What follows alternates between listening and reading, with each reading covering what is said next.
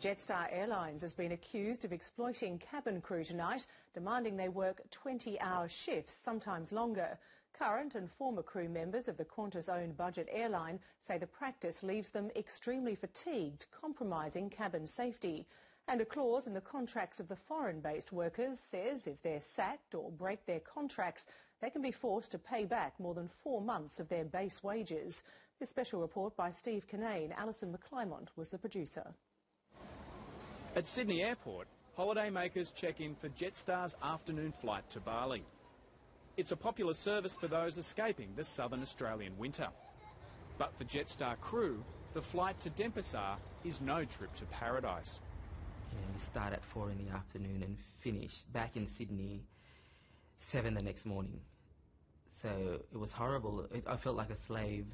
I've had a couple of times where I had delays on the Bali flight, and that 14, 15-hour shift would turn into a 19-hour, 20-hour shift.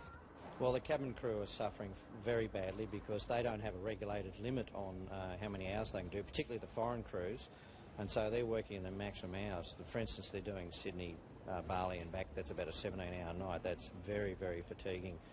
The pilots fortunately have an industrial agreement and the upper limit of the Civil Aviation Order agreement. This practice of making Jetstar crews fly return shifts rather than staying overnight like pilots was raised by Nick Xenophon in the Senate inquiry into airline safety earlier this year. When cabin crew tell me that if there's an emergency, they don't think they'd be able to cope at the end of a 17 or 18 or 20-hour shift, then it really gives you cause for concern. And concerns about fatigue are not confined to Jetstar's international flights.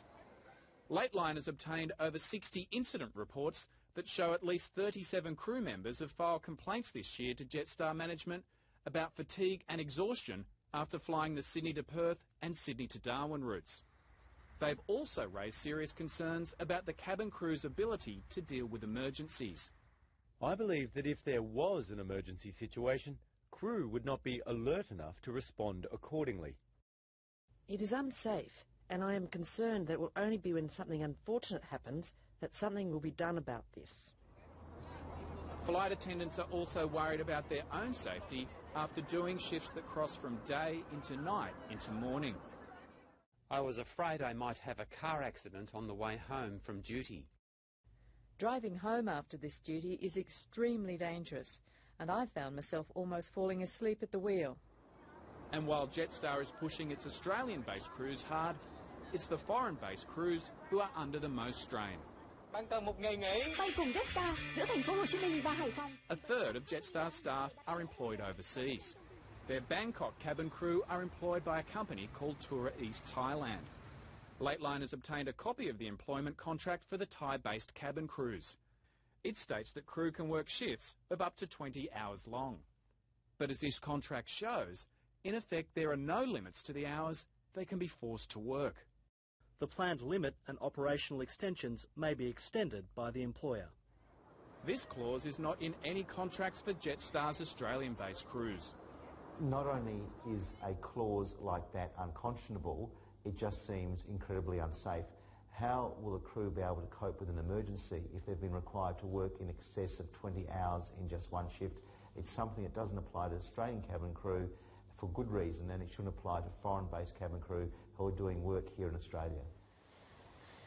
Jetstar declined to be interviewed for this story, but in a statement tonight said there are clear limitations on hours.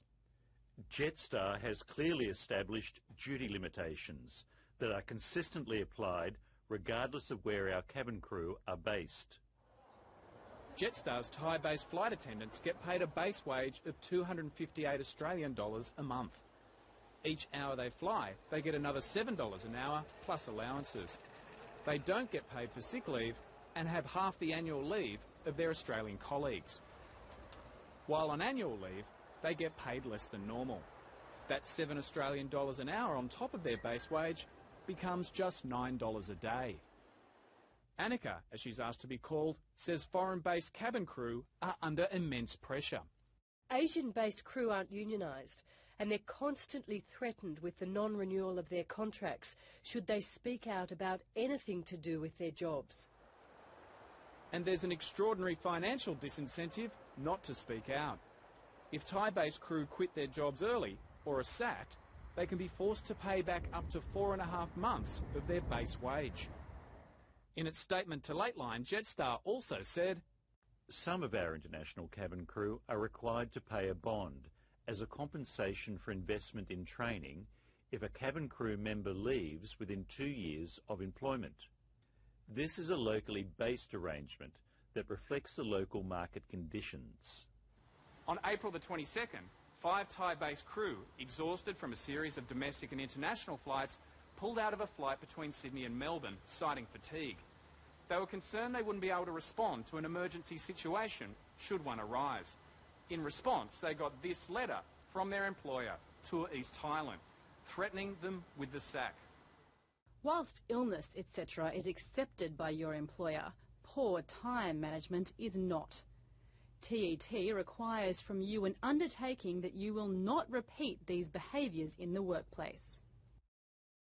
This letter castigated the crew members for causing damage to the reputation of their employer, Tour East Thailand, who hire cabin crew for Jetstar. But Tour East Thailand is unlikely to lose its contract with Jetstar. Qantas owns 37% of Tour East Thailand. On the face of it, it seems as though the Bangkok-based crew are being looked after by an independent contractor at arm's length from Qantas, when in fact Qantas has an iron grip on this company. It's a pretty mean and tricky set of operations, and Qantas really needs to come clean on this. Jetstar cabin crew fear more and more flight attendants will be hired under this model. Foreign-based, subcontracted, with lower wages and poorer conditions. It's all about the money. It's about making as much money as they can. We're constantly cutting corners and pushing the crew as that's the only area where we can save. Steve Kinane, Lateline.